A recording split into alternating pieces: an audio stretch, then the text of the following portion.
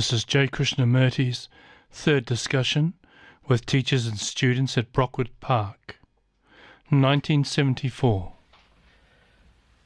What should we talk about this morning? Can we continue the discussion we had last Thursday? Do you want to continue with what we were talking about on Tuesday? Thursday, wasn't it? Thursday. When I heard about meditation is good. There is no thought. Not that suddenly my mind becomes more noisy, like radio. The volume came on, and I don't know how to turn down and that. So I would like, to talk a bit of thought and to tend to go farther of what we were talking last Thursday. You mean the more you try to be quiet, the more noise it becomes? Yeah. Do you want to discuss that? Or do you want to talk about something else?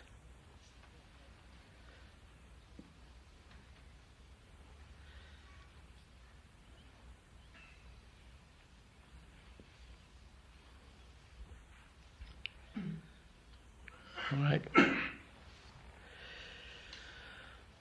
Do you remember what we were talking about last Thursday? We were saying that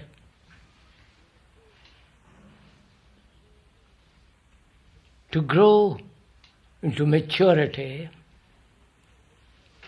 without being hurt,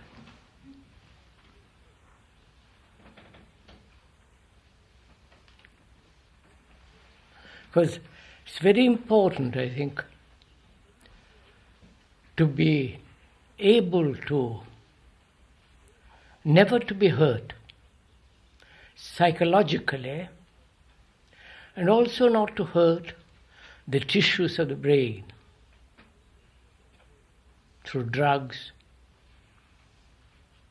through drinking, smoking and all that.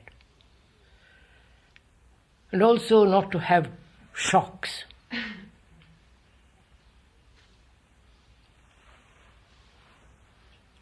And psychologically, inwardly, not to be hurt at all, in any way.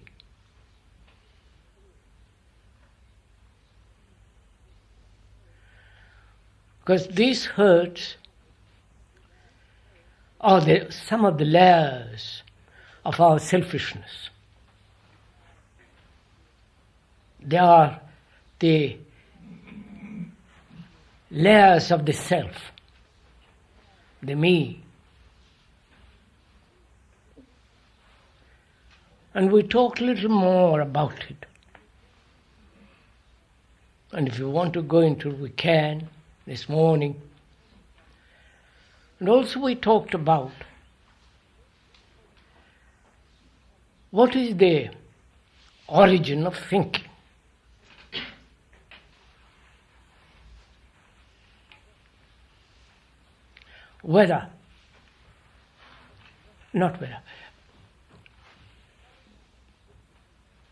All our civilization and culture is based on thought. The religions, the morality, the social structure, all the knowledge which we have acquired in various fields, areas, science, biology, history, mathematics, and so on.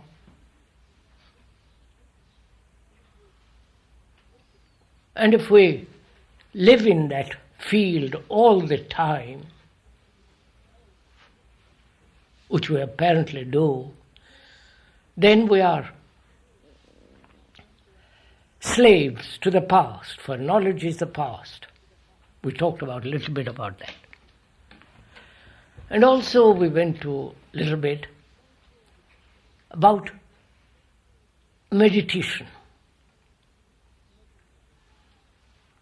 which we didn't go very deeply into it, and I don't know if you can go into it deeply, but we were concerned more with thought.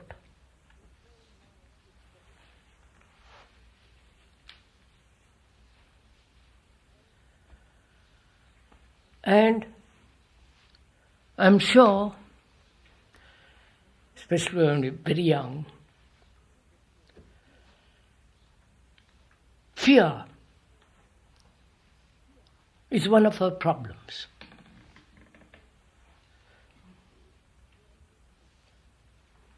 You're afraid to discuss in front of the others, aren't you?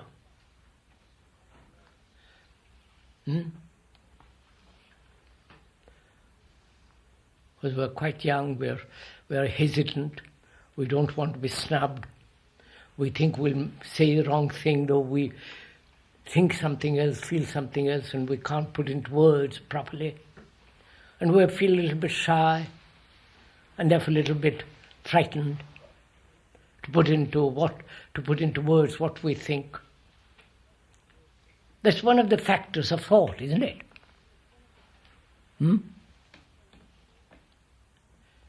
Are you afraid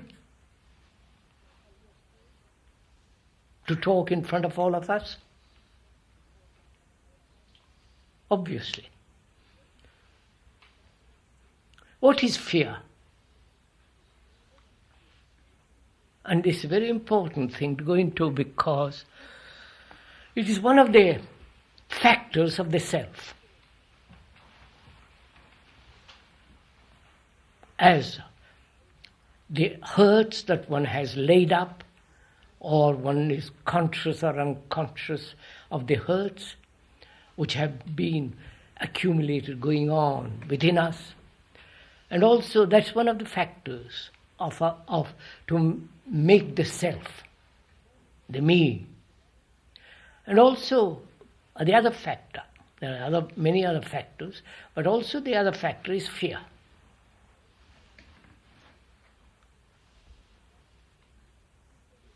See, because if one is not free of that, meditation has no meaning really.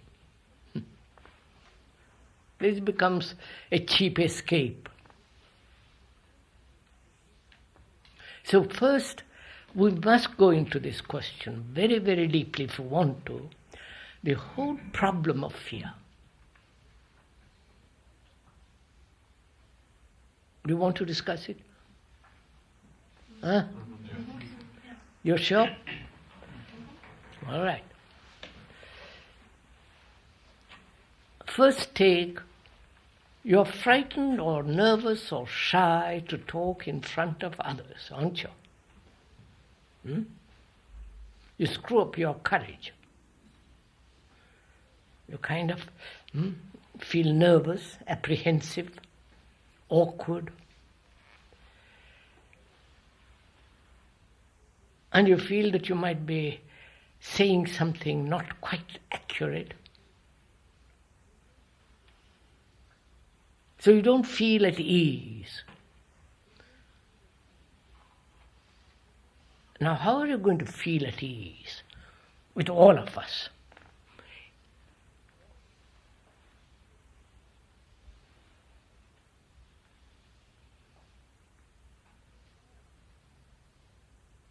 Why are you shy? Why are you nervous? Why is there this sense of apprehension, fear?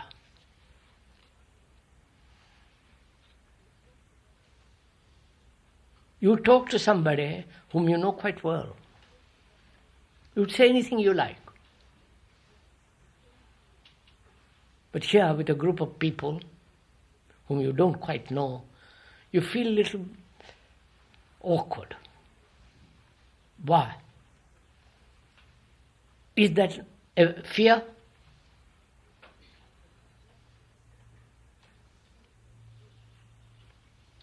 And if it is fear, and if you feel shy and if you feel nervous, what do you do about it? Just keep quiet?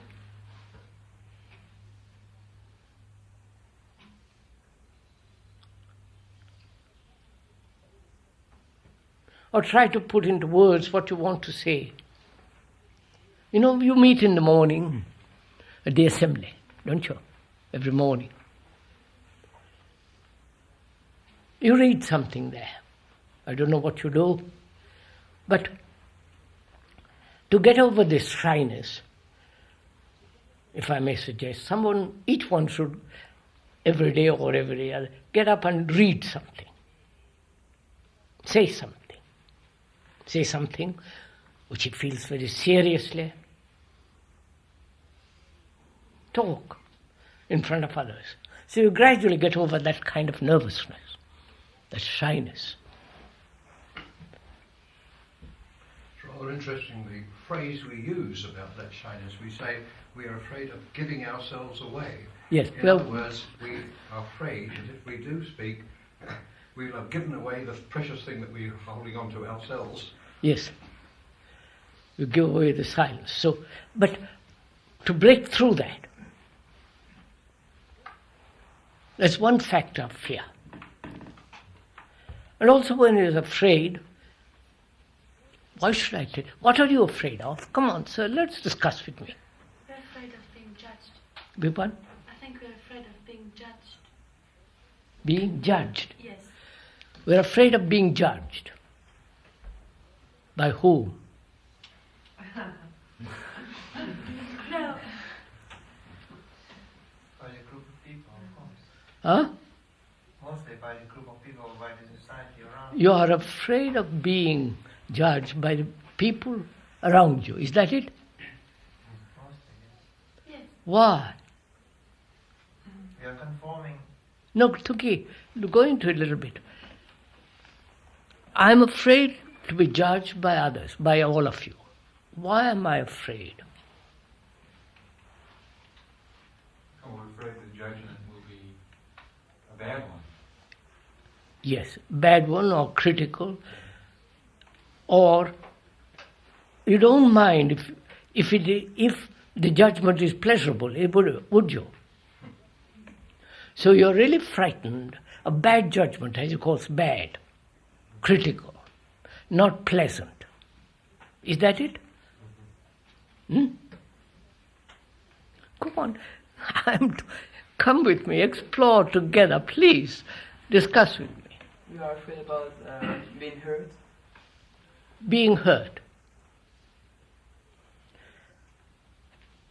What does that mean? No, by the judgment of other people. You're afraid. Yes, old boy, what does that mean? I don't want you to judge me, and I'm afraid of being judged. Why? Because I'm not secure. Because I don't feel... You're not secure?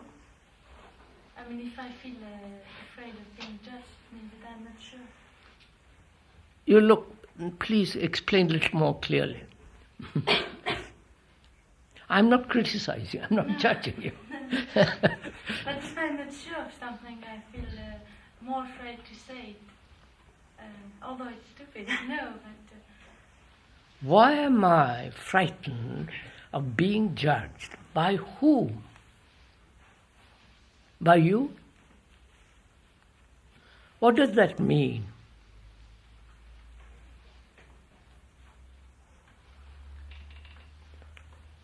Isn't Go it on. that Huh? it's approval of people which we dislike very much. That's why we are afraid of being judged.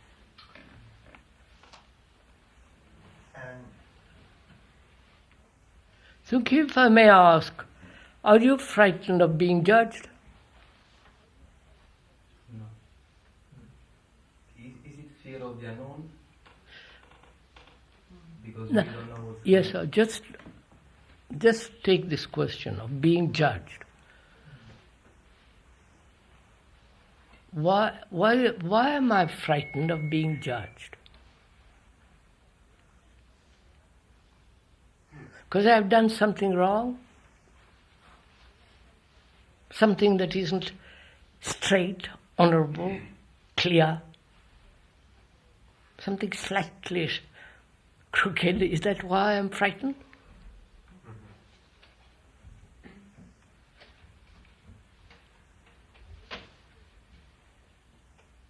I don't want to show myself, is that it? Being a silly ass or a fool. Is that it? What does that mean? I have a picture of myself of which I'm not quite sure it's all right. And I'm rather frightened that you judge that. Is that it? Go on, sir, tell me. I was going to say that fundamentally, I'm not alone. I mean, I'm not alone. That's why I need somebody's approval. And that's why you That means you have no confidence in yourself. Is that it? Yes. If Wait, okay, stick to that. You have no confidence in yourself. Is that it? Why should you have confidence in yourself?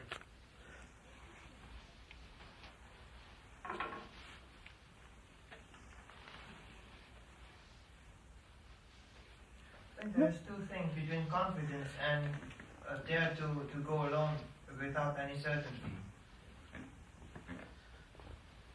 And most of us want certainty, and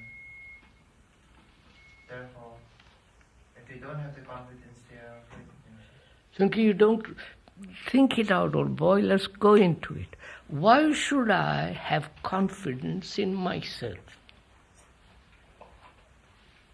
And I think I have confidence in myself, and I don't want that confidence to be shaken by a judgment. Is that it?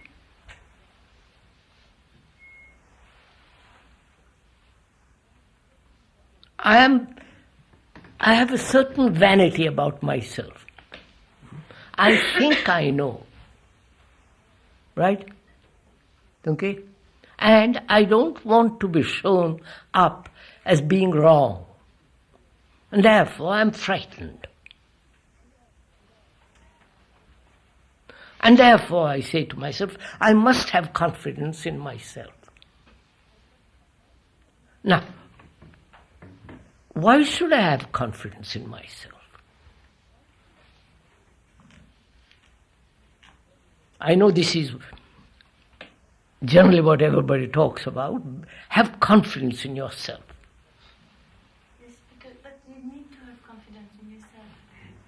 If not, you always doubt and question and stagnate. We are going into that. Why should I have confidence in myself? I may be wrong. And I have confidence in being wrong. And if I'm confident in myself, then I'm insensitive to others. Yes. So why should I have... this is encouraged, isn't it? Have confidence in yourself. Everyone says that. Wow. What is the self in which I have to have confidence? It's an idea of... No, look. You look at yourself. You have confidence in yourself, haven't you? You have confidence in doing certain craft, certain technique. You have confidence in that. Because you know you can do the job very well. You want to improve it, you want to perhaps change it and so on. But you have confidence that you can do something capable. But when you have confidence in yourself, what is this self in which you have to have confidence? You understood my question? What is myself in which I have to have confidence? Come on, sir, discuss with me. If I don't have confidence in myself, shan't I be afraid to express anything? If I don't, have confidence in myself, shan't I be afraid to communicate with another, to express anything, to express an opinion, an idea? But I'm going to find out if I can, if what I express has any significance. I'm afraid it hasn't, but If it hasn't any significance, I like to be shown that I have no significance. I don't want to be shown that. I want to Therefore, I'm asking. Therefore, I'm afraid of being shown up. Is that it? Absolutely, but you want to communicate. But I have a picture of myself in which I have to have confidence. That picture may be an illusory picture. That picture may be just a lot of words. And therefore it has no meaning.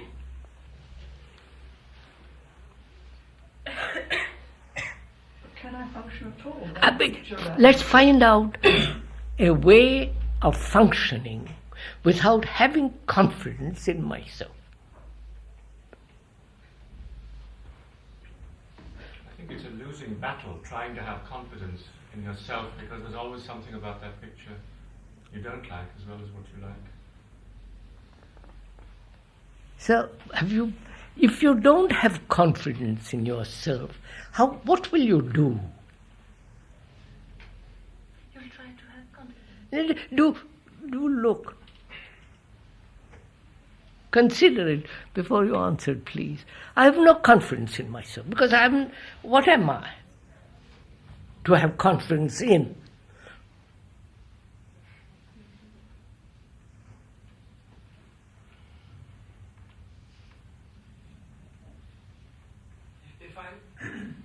If I don't have confidence, then I can't do anything. You can't do anything. The doing demands capacity, isn't it? If you have capacity, you don't have to have confidence. You have capacity.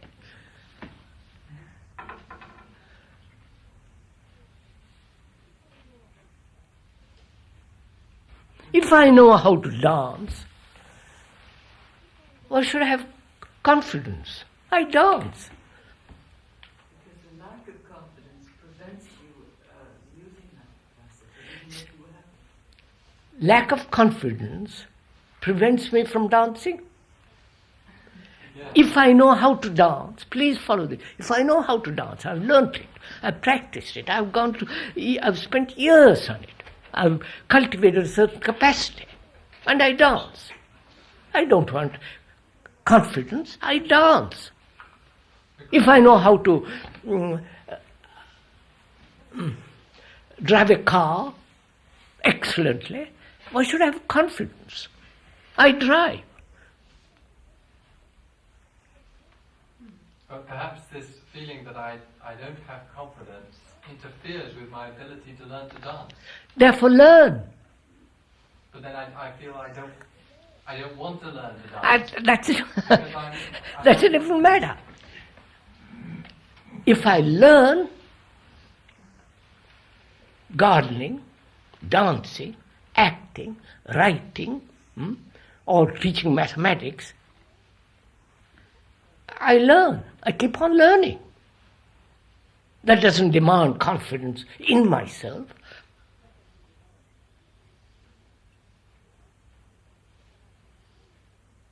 On the contrary, I want you to tell me better way of driving, better way of gardening. The function is identified with the self, right? I wonder if I make. When the function becomes inefficient, I have to have confidence in myself.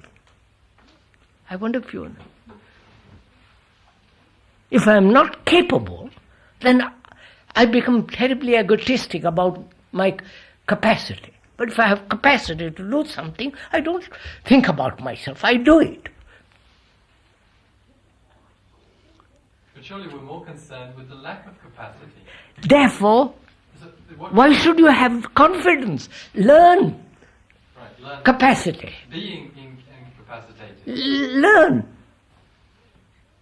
Learn about gardening. Learn about driving a car. Learn about mathematics, whatever it is. Especially young people often are prevented, even though they're very capable, by their shyness. By their? Shyness. Shyness. So, what shall we do about shyness? You know, for maybe personal, I am a shy person. It has taken me years and years to get up on a platform and talk.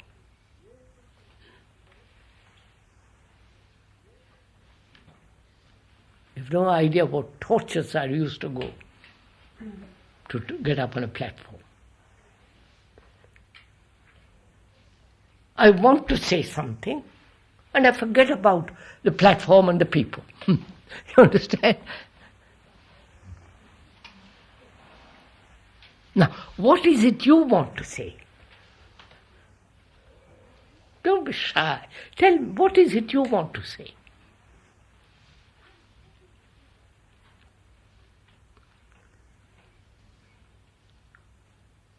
You see, I was talking once with a very famous writer, an author. He's written many books. He has his own style, beautiful, and all the rest of it. He said to me, don't bother about style. Just write what you feel like writing. You understand what? Then that creates the style. You understand what I'm saying?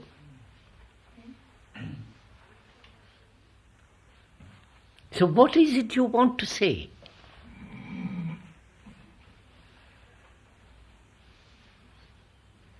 You want to see, now I can understand, you want to see if you can talk,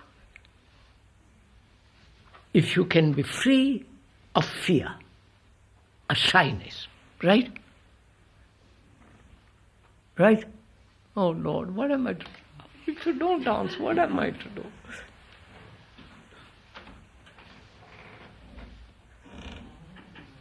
I want to be free of shyness in order to be able to talk, but I want what I say to be wise and clever and all that. Oh, don't bother about being wise and Well, clever. I do bother. One does bother. One doesn't want to be stupid. That's it. One doesn't want to learn. One has a picture of oneself as being wise and, all the nonsense. One doesn't want to learn. I don't know gardening. I've done a little bit of it, quite a bit of it, but I don't know the whole business of it. And if I go to Mr. Porter, I'll say, please teach me. I want to learn. I don't put myself forward and say, you can't hurt me. You follow? I want to learn. The learning gives capacity, and therefore there is no need for confidence. It is the fear of not having confidence in oneself is the major factor. You understand what I'm talking? Oh Lord, come on, sir. You understand?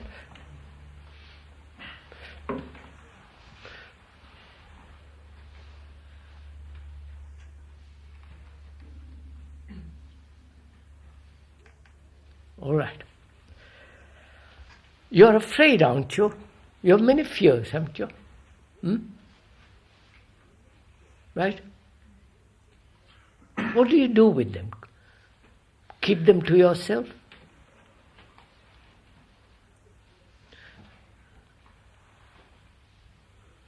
Lock them up? Don't say it to anybody? You have fears, haven't you? Sometimes and sometimes not. Of course, when you have sometimes you have it, sometimes you have not. But when you haven't got it, you're a happy person, aren't you? When you haven't got it, when you have it, trouble begins. Now we're talking of the time that you have fears.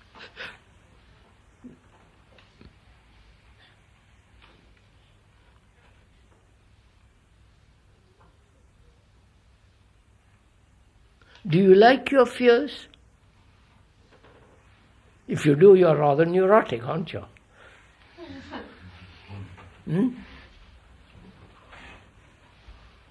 If you don't like them, how do you get rid of them?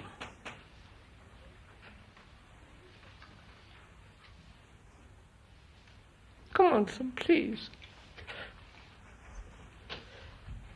Can I pick on who will talk with me?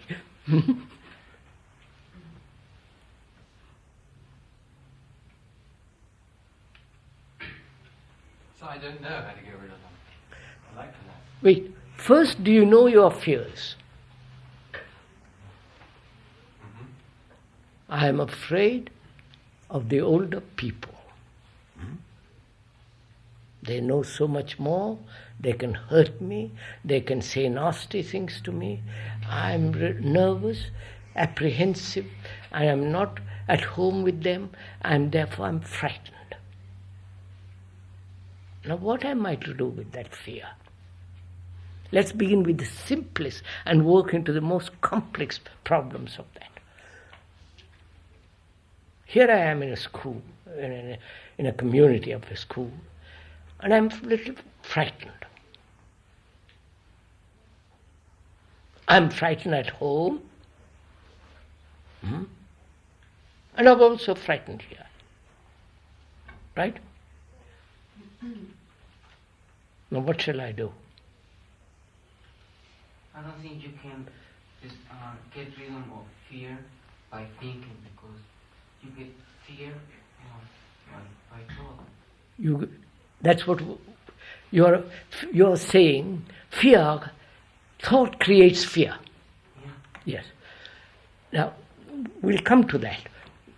So, what will you do? I'm afraid, as a small person, being educated here, living in a community, I'm frightened.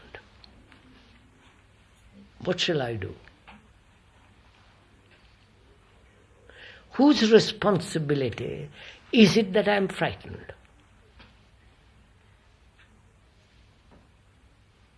You're following all this? Are the older people, older students, responsible for my fear?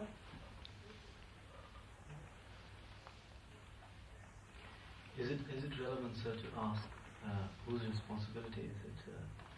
Big one? Is it relevant to ask a question like whose responsibility Oh yes, is my oh yes. Who is? Or It rather- may be they are foisting it onto me. They are frightened, and their fear is transferred to me.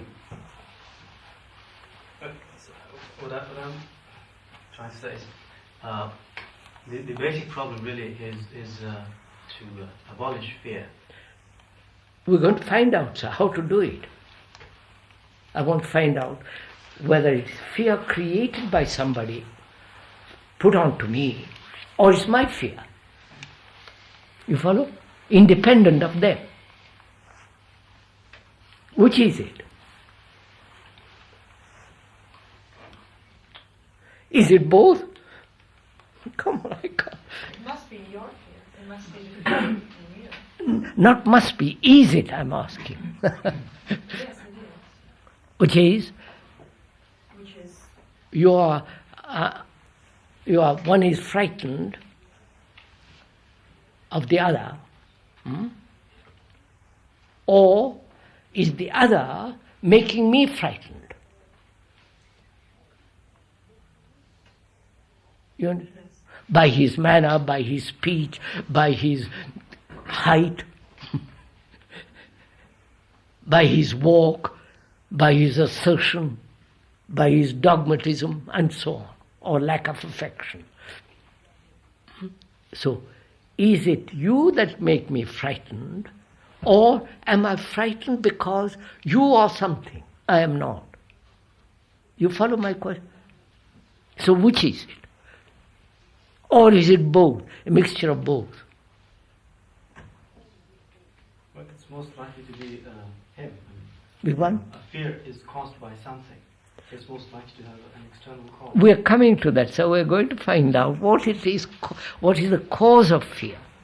But before we come to that, we must go into a little more I think when we're young, we don't realise that the older person is also frightened.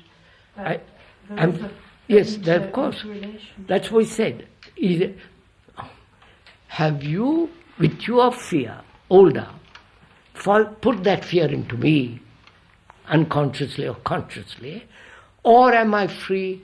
Am I free of you and I'm frightened of because you have something? You understand the question? Come on, sir. Or is a mixture of both? May I say something? When I'm afraid of something or somebody, I don't think it is really because he's afraid and therefore the fear is transferred to me. Fear is probably caused because perhaps he's a bully. That's what yes. So you are a bully and I'm not, and I'm frightened of you. That's one thing. Or I'm frightened of you because you're a tall person. You've got, authority, you've got position, you've got this or that. But isn't there a difference there in an interaction? If while the interaction is occurring, one senses that, is this person really trying to frighten me? Is he trying to... It is interaction you're saying. If I'm frightened and you're frightened, we both we react to each other. Yes. Is that the case here with small children, with this student? Is that the case?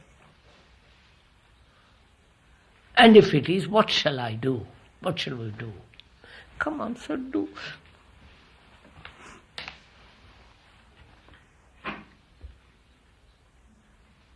How am I to be free of that fear of you who may criticize me, who may show me up as being a silly person, and so on. So I'm frightened because of my own picture of myself. Right? So can I be without that picture? May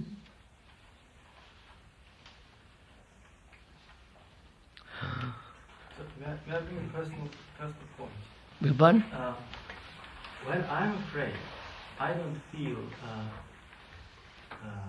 that this is all in me. I'm afraid of something usually. I'm afraid of something. Fear generally caused by danger. Yes. Physical, psychological, and so on. Of something. You may cause me fear because you are a dangerous person for me. You may get rid of through you I may lose my job. Through you I may lose my picture of myself. Through you you may show me up as an ass or a fool or this or that. Therefore I'm frightened of you. So I have a picture of myself. If I have no picture of myself, so go on, discuss it. Don't stop. I'm really afraid to discuss with somebody a certain point on a certain subject because I may feel that I don't know. I don't know and he knows too much. There is no fear in that if I'm willing to learn. But when I'm saying I know and my picture is of myself as being, and I talk to Dr. Byrne or somebody, I'm frightened because I don't want to be shown up. But if I say I'm learning, there is no fear. Yes, sir. But there are a lot of competitive situations. Now that brings in a whole series. Our whole social structure is based on competitiveness, right? And that makes one afraid. I might lose my job because I have no capacity to compete with you. So fear comes. So what shall I do? I know all the causes of it. 10 different causes. What shall I do with fear? I usually find a way around it. Around it, that's good enough. Around something, it doesn't solve the problem. It's there. But I'm not afraid anymore. And going around the problem means it's still there. You may not be aware of it. It's going around a pit. The pit is always there. But supposing I'm afraid, sir, of not being a very good artist. I am afraid of not being a good artist. All right. And I'm quite convinced that I cannot be a good artist. All right. So I forget about it. I forget about trying to be an artist. Then you have other kind of thing. Then I you become a businessman. Another direction. Another direction. All right. There is no fear. But if you say, I want to be an artist, and I have not the capacity, and I don't want you to tell me I'm not an artist.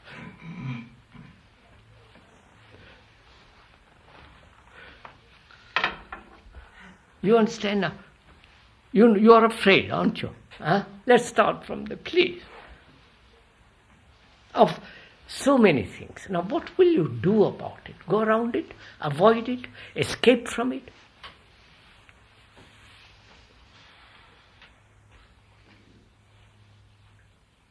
Will that solve the problem?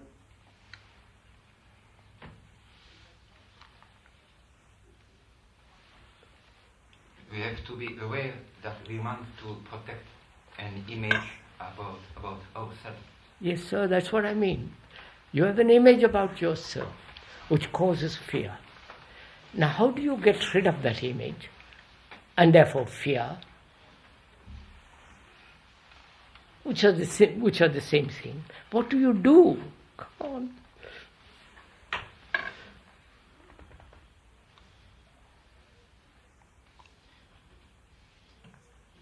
Are you afraid of something? Take a concrete thing. Are you afraid of something?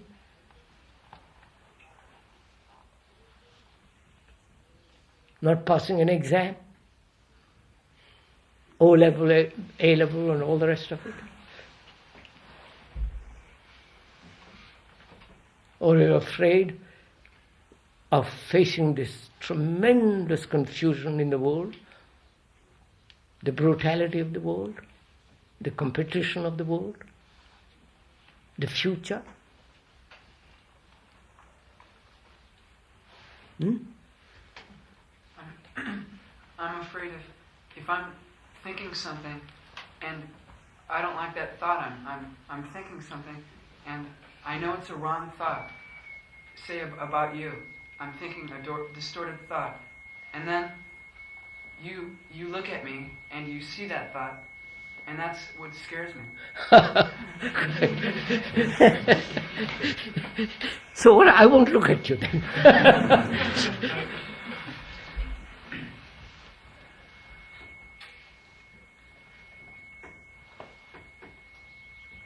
See, either one is scared because one has done something and you don't want that to, you think that's mean and ugly and you don't want another to discover it. Therefore you tell a lie, and telling a lie breeds further lies and you're caught in that trap, right? And that brings fear. Right, I'm following this? Now what shall I do? I've done something which I'm ashamed of, but I don't want you to look at it. So I just get really nervous. Huh? I get really nervous and scared, and I just look away or... I'm frightened that you discover it and beat me up, verbally or other way. So I'm frightened of something which I have done, which has caused shame in me. Now what shall I do? Because that fear, that brings fear, doesn't it? No. And that fear makes me tell a lie.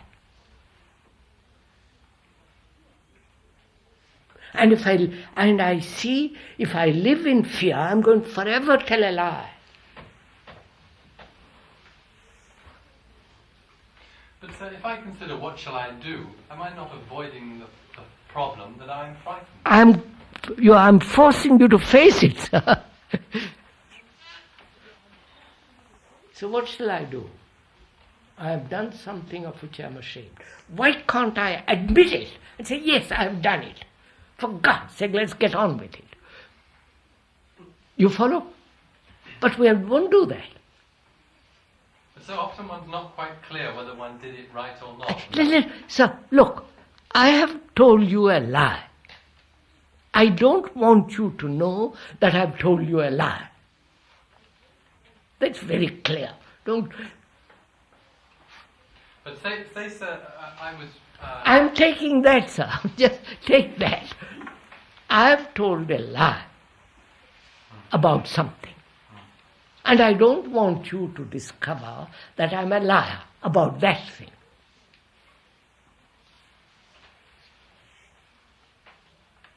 And so I'm frightened of you, nervous of you. I avoid you, because you are rather persistent. But surely, sir, the problem is that we don't readily want to see that we in our own minds, we're not quite sure whether we were a liar. No, don't. I have deliberately told you a lie. Don't. But if it's so clear as that... Oh yes, I'm very clear I told a lie. I think we don't quite trust the other person, how he will react when we explain. I'm frightened of your reaction. Put it any way you like. What shall I do? And I'm saying to myself, what the devil, why can't I say, yes, I'm sorry I've told a lie, and get it over? We don't do that because of our self-image that this person will then think badly of me. So Therefore, what happens? Therefore, I'm frightened of you, and so on, so on. So what does that mean? Go into it.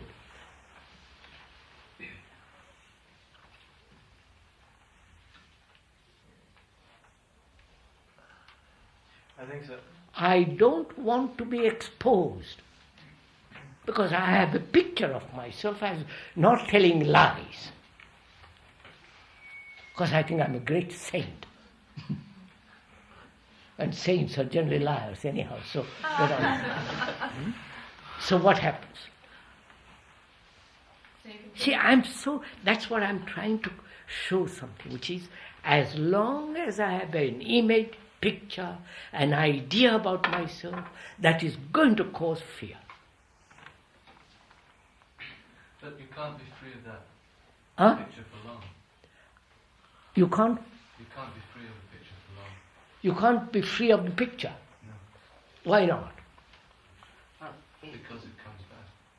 It's because the picture of yourself comes by thinking, and to get rid of the picture of yourself, you have to stop thinking, and that's the question. That's right. Stop thinking. So, that picture has been created by my thinking, or by parents who have put that picture in me,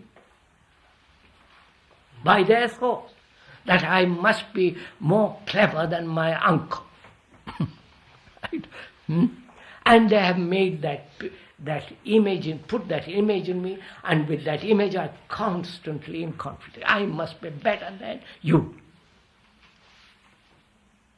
Now, why do I have to have an image? Think it out, look at it.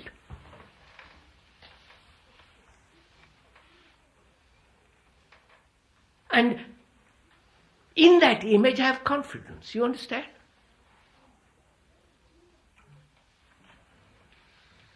And if I have no image, I'm lost.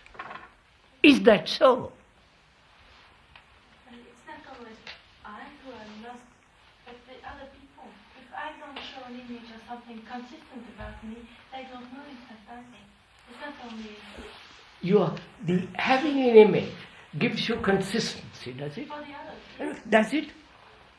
Well, it seems so. Just look at it a little bit. I have a picture about myself as being a great monkey. And that gives me a consistency, a continuity in the eyes of others, who are also monkeys.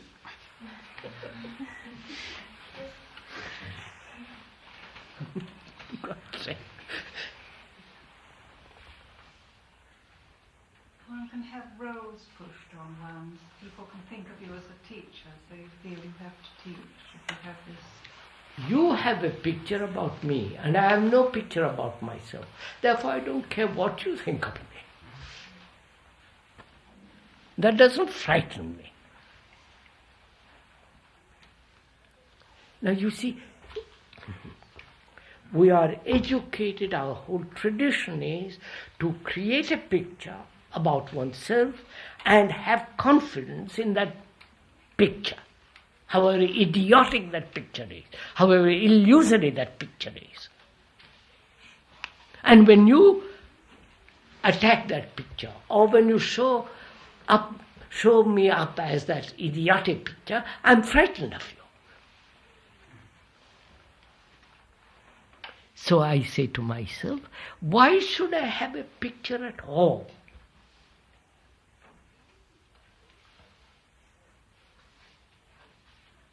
If I don't have the picture, what happens?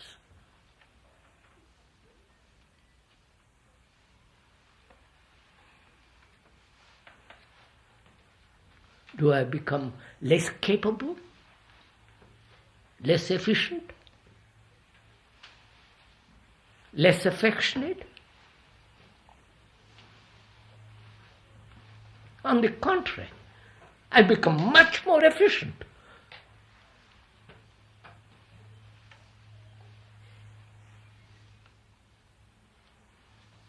Come on.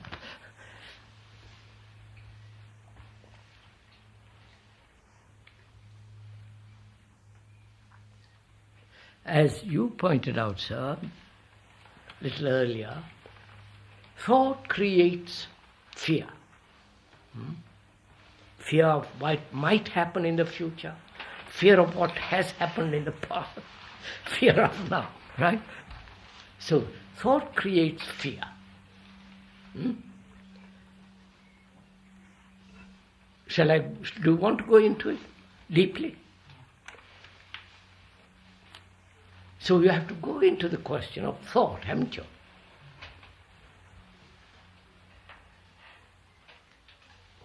What is thought? And why this enormous importance given to thought?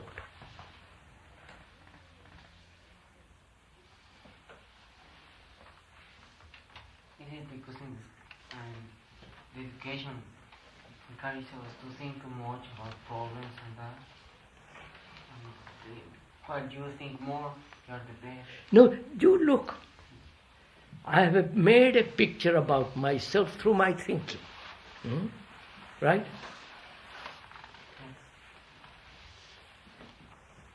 And you have a picture about yourself through your thinking.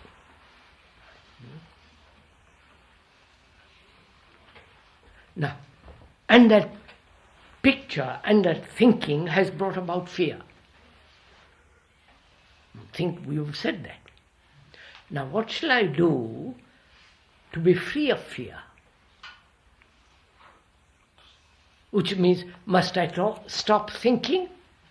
That's the obvious reason. Huh? That's the obvious reason. No, think it out, sir. Go into it. Must I? To be free of fear, thought must come to an end. Otherwise, I'll create a picture of myself or about you, and that picture creates fear, which is thought creates fear. And then to end fear, must I stop thinking?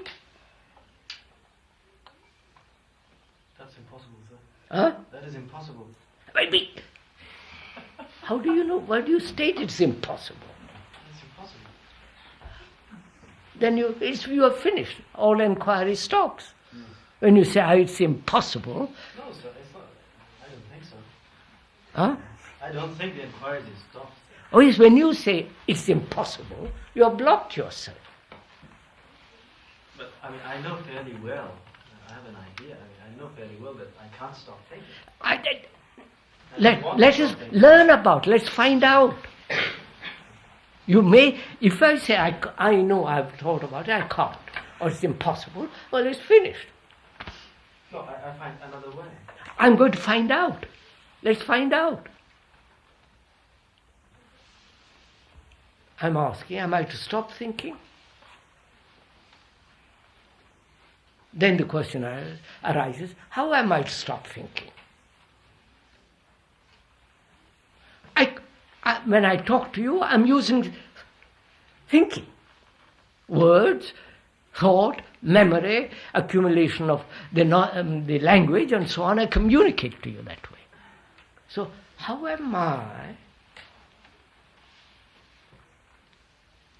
to function with thought and yet thought not create fear? Right? Are you following all this? So, to stop thinking, I don't know. So, and to think in another thing to cover that thought or feel is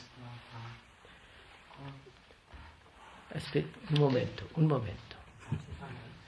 There appears to be a function of thinking which is not associated with fear, which seems to unravel in some peculiar way. We're going to find out, Narayan. We're going to find out. Go slowly. But that function of thinking, if fear is present, can that function function? When I function, I have to operate in the field of thought. Thought has to operate, right? Yes. Gardening, learning a language, driving a car, whatever it is, function demands thought. You can do it automatically, which becomes a habit, but that habit has been set by thought and so on, right? Now, why should thought create fear?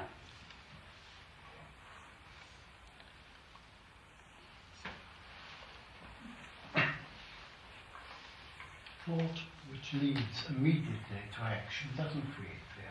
If the thought is immediately translated into an action, then there's no fear. Now, you're saying thought doesn't create fear when there is immediate action. Action is immediate. Yes. Why isn't action immediate?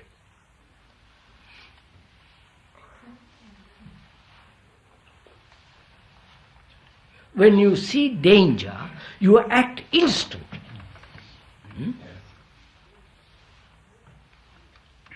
But thought has gone into it before. Of course.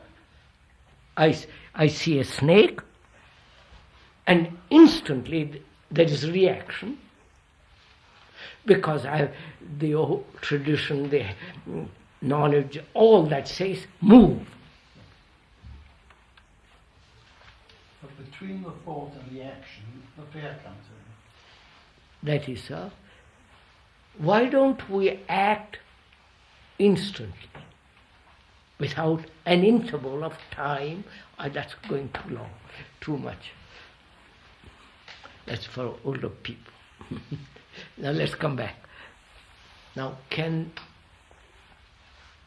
there be, why does thought create fear? Let's stick to that. Because it confuses the past with the present. Confuses the past with the present.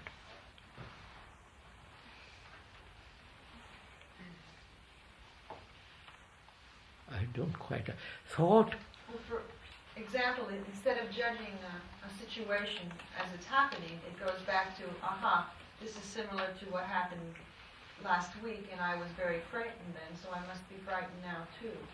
No, I'm asking, why does thought create fear? Thought must operate whenever it functions, right? Whatever I have to do, go from here to my house, to my room, to eat, to write, to talk, to do anything, thought is necessary. But why should that very thought create fear?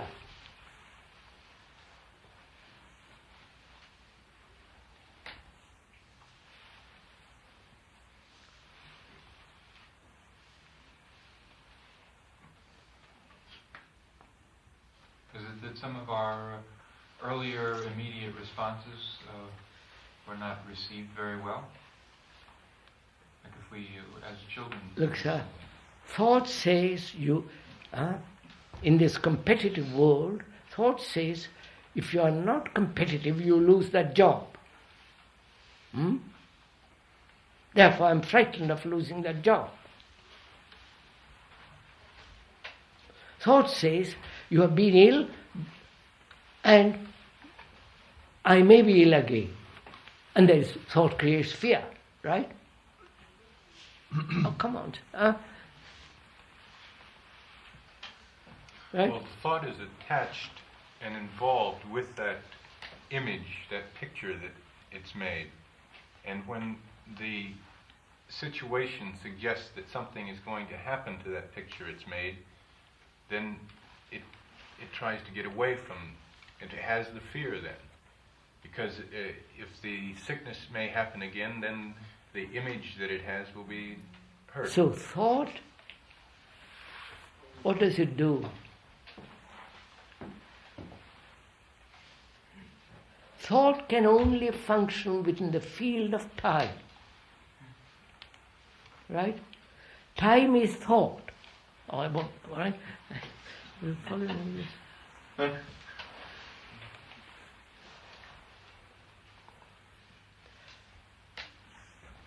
Thought says you have this job. Somebody is cleverer than you and is going to get that job. And you think about it and get frightened. Well, right? Thought always puts it in a static way, and it always holds it. I'm showing it to you. I have the job, somebody else comes along who is cleverer than me, and I might lose that job, therefore I'm frightened. That is time, isn't it? I have the job. I might lose it. Future.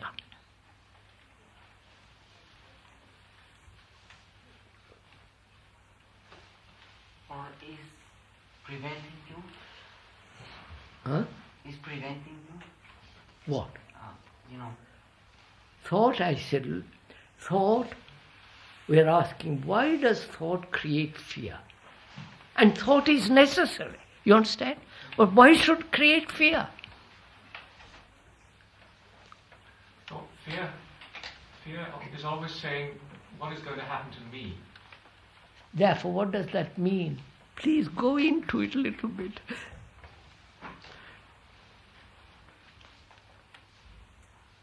As long as thought is identified with the me,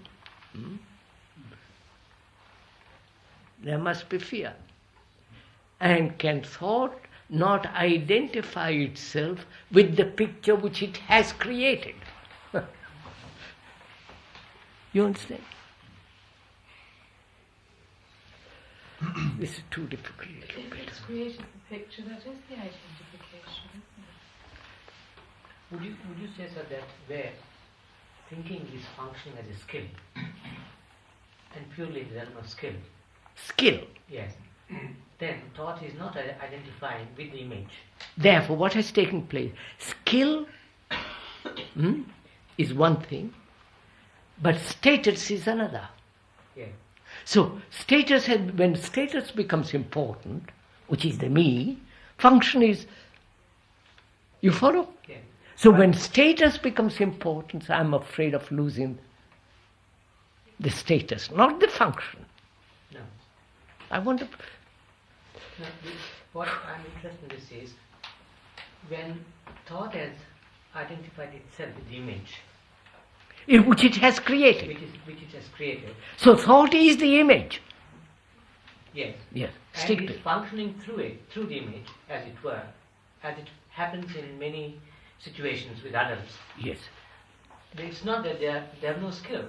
They have skills too. But they have skill, but that skill is circumscribed by the picture.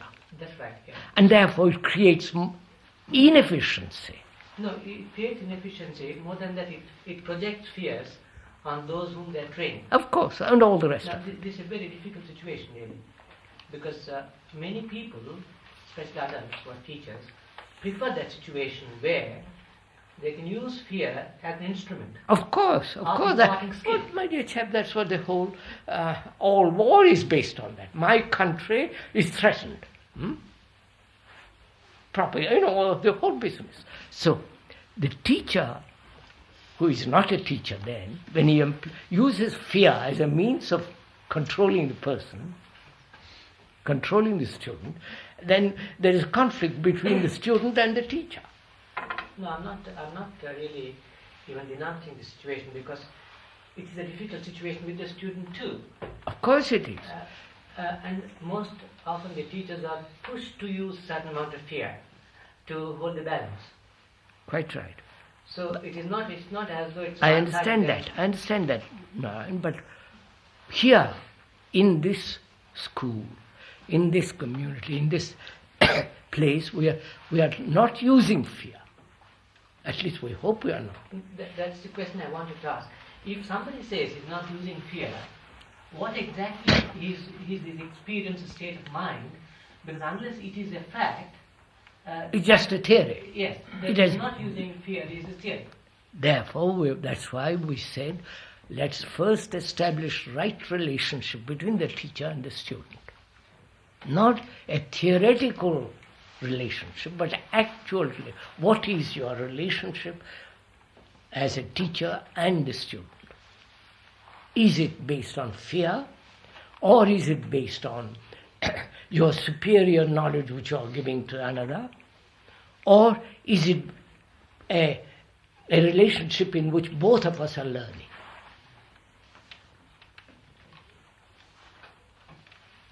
If it is a relationship, the student and the educator, in that relationship both are learning, there is no fear. Fear has no place. But if I, as a teacher, know, and you don't know, and I use you for all that, then fear creeps in.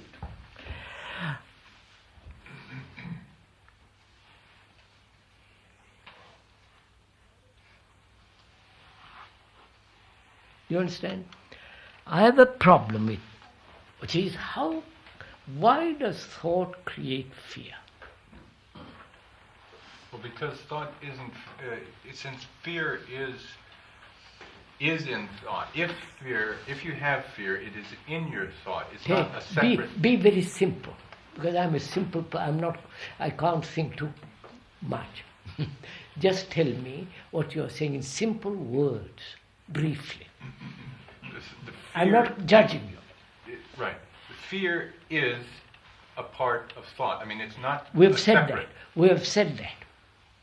So if you're thinking and you haven't seen that fear is there, then fear is a part of your thought. No, look, I realize that. I realize thought is creating fear. I say to myself, why can this be prevented?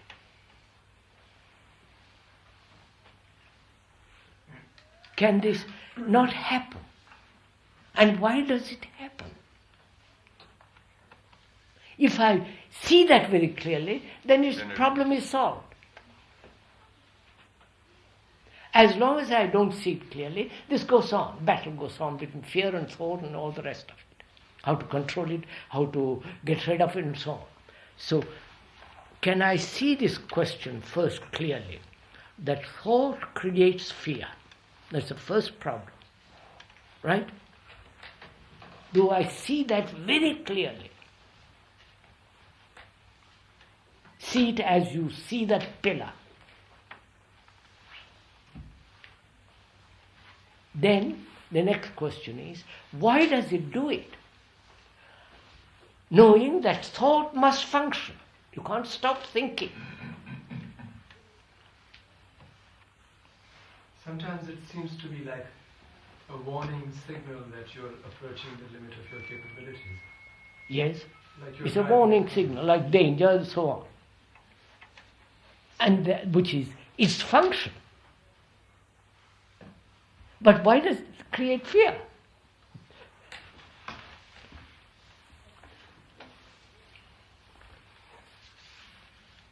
it not because thought is a process of isolation? Thought is a process of isolation. That isolation takes place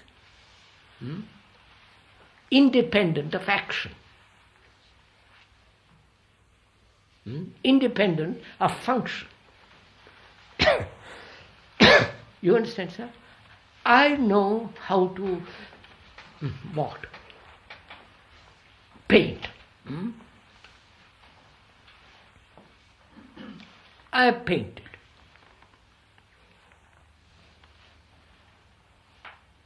And I learn more and more about painting as I go. That doesn't cause fear.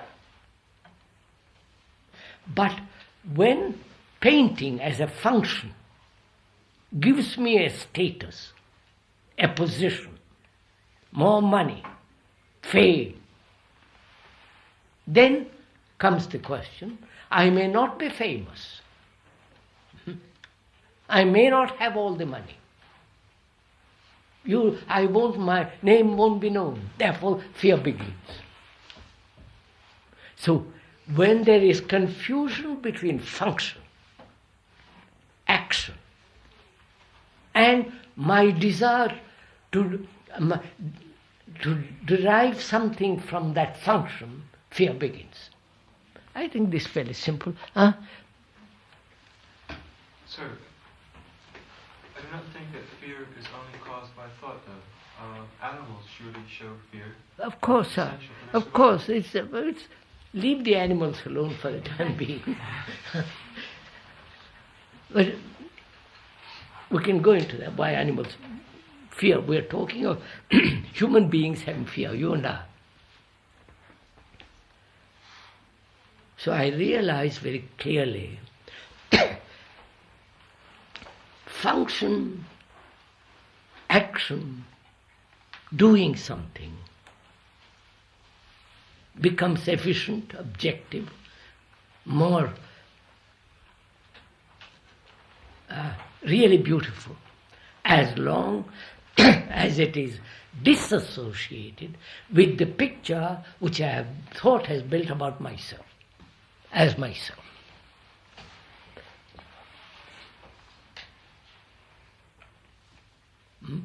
Right? Now, how do I prevent thought? How does this prevention of building a picture take place? What?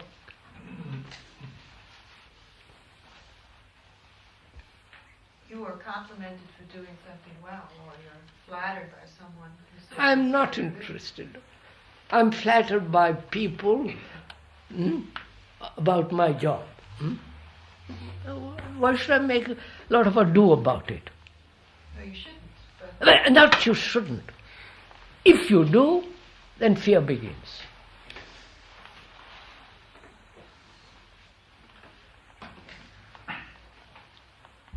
Then I depend on you to flatter me. And if you don't flatter me, I get annoyed or whatever takes place, or I'm afraid, and so on, so on, so on. So if I see the picture, you follow the whole, not picture, the whole thing clearly, then the fear is not. It's only out of confusion fear arises. Right? The oracle has spoken.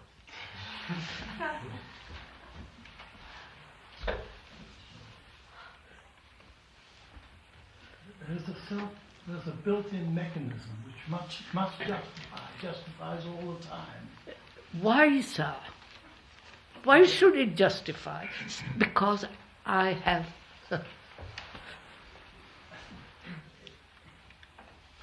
There's no objective thinking. Sir, I don't want to be a thing. I don't want to be one. I don't want to be anything. A great man, a great meditator, teacher, writer, poet, businessman, nothing. And then what is my motivation? And motivation? I have no motivation. what moves me to act.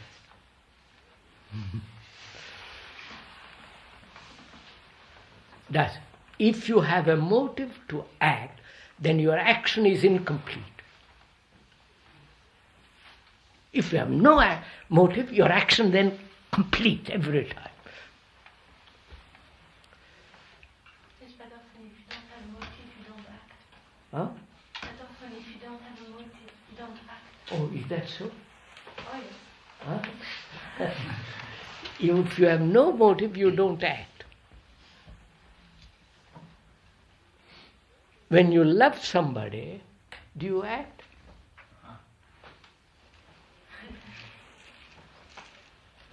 But the love is motive. You answer my... Now don't go around hedging about it. It's spontaneous. No, what do you mean? Do you love anybody without motive? Well, I don't see the relationship between... I'm always... You see it presently. I love you. I've shut my eyes, I don't know who. Huh? I love you. I love you. What's in my... Have I a motive? Of course I have a motive. You have money. You give me comfort. You are my companionship. You give me companion. You are my companion. I'm friendly with you. I am sexual with you. And so on, so on. Of course I have a motive, and I talk about my love for you. I depend on you. To flatter me, to cook my meals, you follow all the rest of it. When I come home, all that, you flatter me. So I depend on you, and I love you. Can love and dependence go together? No, absolutely not. Don't say absolutely no. That's just a theory. When you say no. When I depend... If I depend on you, I will feel it, and then I will feel sometimes kind of hatred. If I feel that I depend on you. If you depend on me, if you depend on another, and you say you love another, do they go together? I don't think so. I don't think so. You see, either it is or it is not. It cannot go together. They can't go together. You can't depend on someone and say you love him. Because Is you that don't so? realize- Wait a minute, just look. What do you mean by dependence? I depend on the postman. I depend on the milkman. I depend on a dozen things. It's what you were talking about love. That's just it. I'm trying to find out what we mean by dependence. So we're not talking that kind of dependence. We are talking of psychological dependence. I lean on you. You give me comfort. You give me sexual or other kinds of pleasure. And I love you. And when you turn away from me, I hate you. I get angry with you. I'm jealous. What do you mean you don't know all this? I don't quite agree. What do you mean you don't agree? I mean, it's not because someone I love turns his back to me that I don't love him anymore. It doesn't work this way. I mean,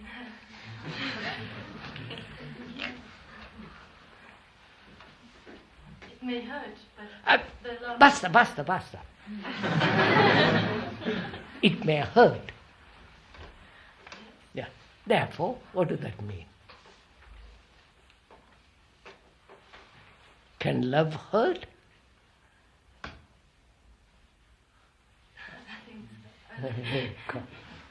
Can love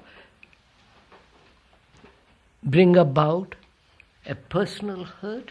I love you, and you turn away from me, or you don't love me, and that hurts. And I become bitter, cynical. I avoid women. So yeah, it hurts.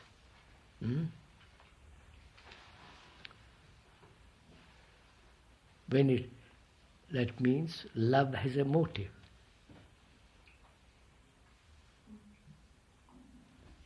Therefore, it's a mark. I can buy it. No, don't.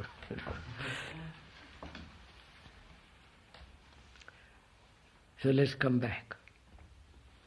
Why does thought create fear? And can the mind, can you be free of fear and yet let thought function to its fullest capacity? If you're totally involved with what you're doing and attentive to what's in front of you without the self-image, then thought can function without any abstraction. That's just an idea. Do you do it? I don't understand what do you mean by to let thought function its full capacity. If I see thoughts brings fear, in that case I understand. To have a lot of fear. If you have fear, can your thought operate fully? No, you said can you let your thought operate works? No. All right. But avanti. Action, So, and thought brings fear. So I understand this. So to let thought operate, all that to me implies that to have a lot of fear. No. No. We've said thought apparently creates fear. You said that yourself, didn't you? Thought creates fear. Now, the question is, can thought prevent this fear being born?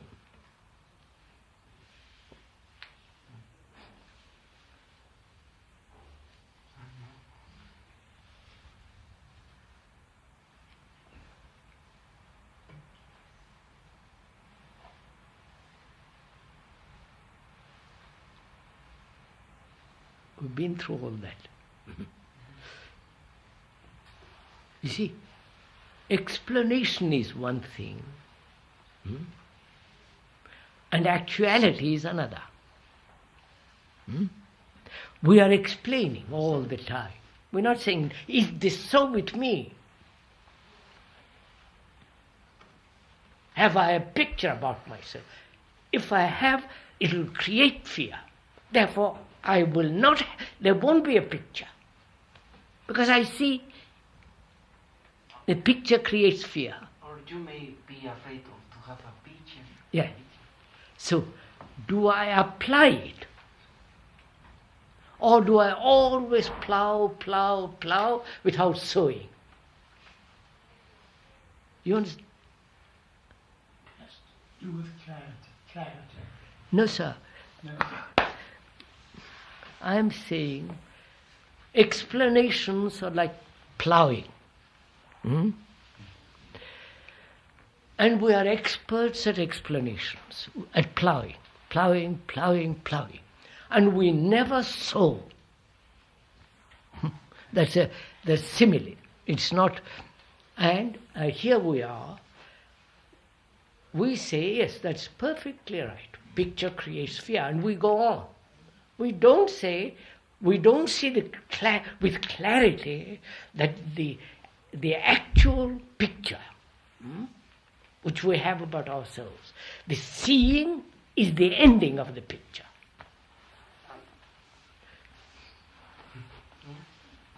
I don't know what you mean by seeing. To understand, you need to use. I'll explain to you. Very simple. You see me, don't you? Visually, physically, I'm sitting here, you're sitting there. There's a certain distance between us. You see me, don't you? Now, if you have a picture about me, you don't see me, do you? You see the picture, not me. Right? Now, can you look at me without the picture?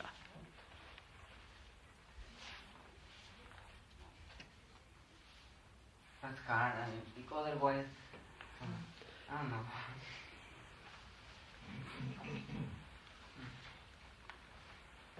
If you saw me without the picture, you wouldn't be frightened of me. You would then talk like two human beings. But if you have pictures, say, by Joe, he knows lots more than I do. This, that, and the other, reputation, all that nonsense, the picture you have made about the person, then you're frightened. But if you have no picture, you can talk, you can look. You have established a good relationship. You understand? That's all. Sir, we seem to like our conscious fear because the unconscious fear seems much more frightening. Yes, which will go into, what is the time? 5:01. Oh, that's strong. Shall we, next time we'll meet, we'll discuss the unconscious fear, shall we? Right.